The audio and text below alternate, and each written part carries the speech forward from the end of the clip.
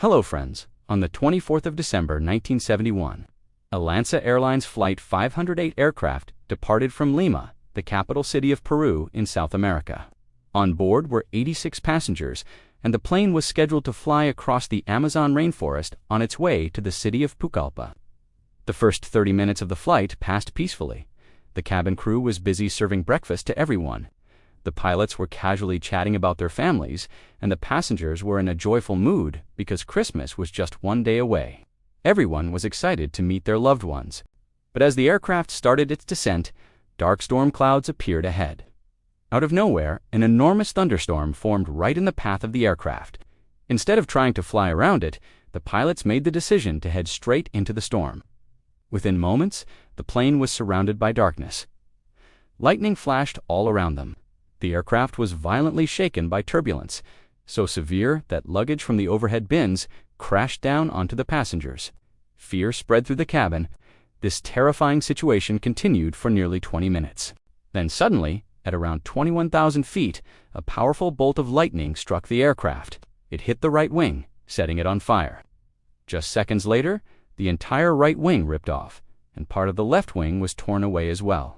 Only 15 minutes before the scheduled landing in Pucallpa, at an altitude of about 10,000 feet, the plane began breaking apart mid-air. Air traffic controllers, who had been tracking the aircraft, saw its radar signal vanish suddenly. Some hoped that maybe the plane had made an emergency landing somewhere. But very soon, it became clear that the aircraft had completely disintegrated. Peru launched the biggest search mission in the country's history. After days of searching, rescue teams reached the crash site deep inside the Amazon. They found pieces of the plane scattered everywhere. The personal belongings of passengers were hanging from tall trees.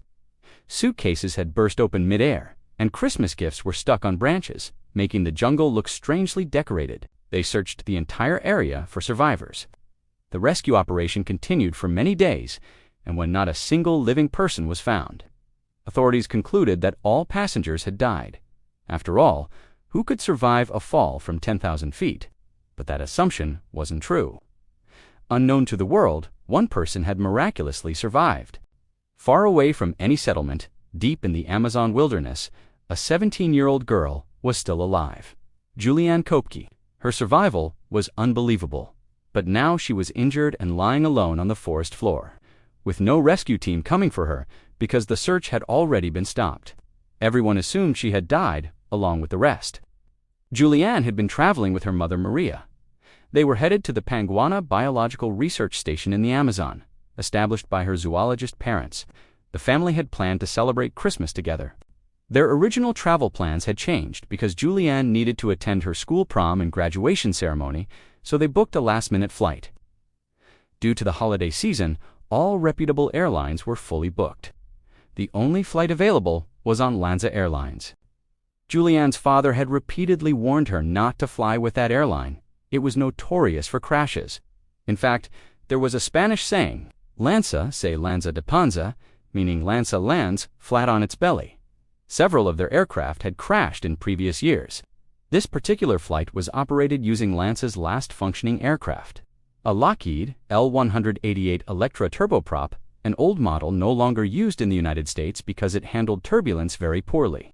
Passengers had no idea that this plane was unsafe for flying over mountainous terrain, yet this flight crossed the Andes. When lightning hit, disaster struck instantly. Julianne was in seat 19F, a window seat near the very back. Her entire row tore away from the aircraft. Because she had fastened her seatbelt, she remained strapped to her seat as she fell from the sky. What happened next remains one of the most astonishing survival stories ever recorded. Julianne plunged downward, still attached to her row of seats. Compared to the chaos and screams inside the plane, she suddenly heard only the deafening roar of wind. The pressure forced the seatbelt painfully into her stomach, making it hard to breathe. Beneath her was a dense jungle canopy that looked like a giant green carpet, almost like a field of broccoli. She lost consciousness while falling. When she regained consciousness, she was lying on the forest floor. It was Christmas morning, the 25th of December. It had rained heavily through the night. She was soaked, covered in mud, and had been unconscious for many hours. She tried to stand but fainted repeatedly. After several attempts, she finally managed to stay upright. She realized that her collarbone was broken, her knee severely injured, her right shoulder and left leg badly hurt, one eye swollen shut, and her vision blurred in the other. Her glasses were gone, and one of her sandals was missing. She also had a concussion. But how did she survive such a huge fall? 3 extraordinary factors saved her life. 1. Upward currents of wind from the storm slowed her descent. 2. Her row of seats had spun rapidly, acting almost like makeshift helicopter blades to reduce speed. 3. The thick rainforest canopy acted as a natural cushion, preventing a direct impact with the ground. Even with all that, her survival was incredibly rare. No other passenger lived. But now her battle for survival had truly begun. Completely alone in the Amazon, she called out for her mother, but there was no answer. Fortunately, Julianne wasn't unfamiliar with the jungle. She had lived at the Panguana Research Station for 3 years and knew which creatures were deadly, which plants to avoid, and how to stay calm during emergencies. After resting for a while, she searched for her mother and other passengers but found no one. Helicopters flew overhead, but the forest canopy was too dense for pilots to see her. She soon realized she was truly alone. Her first priority was water and food. She drank droplets collected on leaves. Searching for food was difficult because very little edible vegetation grows on the dark forest floor. She avoided mushrooms because they could be poisonous. She eventually found a box of Italian fruitcake from the crash, but rain had ruined it. Then she found a small bag of candies, barely 30 pieces. She rationed them carefully. She knew she couldn't stay in one place. She had to move. But which direction was the right one? Then she heard a faint dripping sound, a small trickle of water. Her father had taught her something important. Find running water, gives follow it, gives it turns into a stream, gives which becomes a river, gives and rivers lead to people. This became her only hope. She began her long journey through one of the most dangerous jungles on Earth, home to alligators, venomous snakes, spiders, and countless deadly creatures. At night, any animal could attack her. She needed a place to sleep where her back was protected by a tree or rock. She knew how to make fire, but everything was soaked because of constant rain. She eventually fell asleep from exhaustion. The next day, she continued walking. She saw the Goliath bird-eater spider, one of the largest spiders in the world, but kept her distance and moved on. She walked the entire day without finding anything to eat. On the 3rd day, she came across part of the aircraft, a burnt turbine. Nearby, she saw 3 bodies still attached to their seats, their heads buried deep into the ground because of the impact. She feared one of them might be her mother, but when she noticed painted fingernails, she felt relieved. Her mother never wore nail polish. She kept following the flowing water. Days passed. She lost track of time. Her candies ran out. Hunger became unbearable. She tried eating the soft inner parts of palm trees but had no knife. She drank river water to temporarily ease the hunger. On the 6th day, she heard a bird call, the hoatzin. She remembered it usually lives near larger bodies of water. This gave her hope. Soon, the stream she was following merged with a wider river. She waited near the bank, hoping rescue planes would come. One flew overhead. She stood, waved, and yelled, but the pilot never saw her.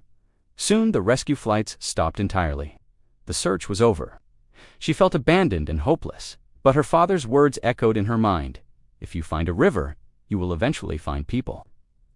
That thought kept her moving, but her injuries were getting worse. Maggots began infesting her wounds because flies had laid eggs inside them. She had no kerosene, no alcohol, nothing to clean the wounds. Using her small silver ring, she tried scraping the maggots out, but they had burrowed too deep. She feared the infection might cost her a limb. Her back was painfully burned and bleeding. Still, she kept walking along the river. Seamless continuation from her back was painfully burned and bleeding.